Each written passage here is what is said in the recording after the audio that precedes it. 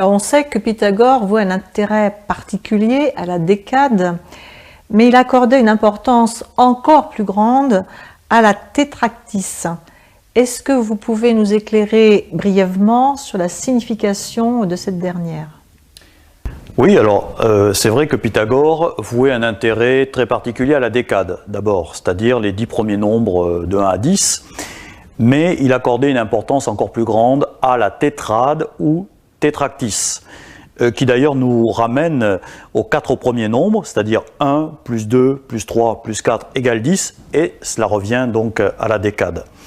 Donc cette tétrade divine ou tétractys, les pythagoriciens la vénéraient, et tétractys d'ailleurs est issu d'un terme grec qui signifie quadruple éclat rayonnant. Et cette tétractys, selon les pythagoriciens, eh bien, contient en elle les rapports harmoniques des intervalles de quartes, de quintes, d'octaves. C'est donc, si vous voulez, une sorte de formule abrégée de la constitution du monde.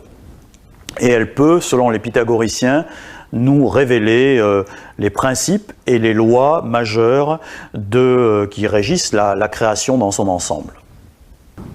On peut préciser également que cette tétractys pythagoricienne peut être considérée comme un modèle métaphysique de la succession chronologique des 4 âges selon la tradition grecque. Effectivement, selon cette théorie, l'âge d'or a une durée de 25 920 ans et donc correspond au nombre 4 de la tétractys.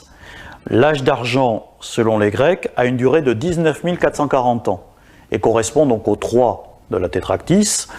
L'âge de bronze a une durée de 12 960 ans et correspond au 2.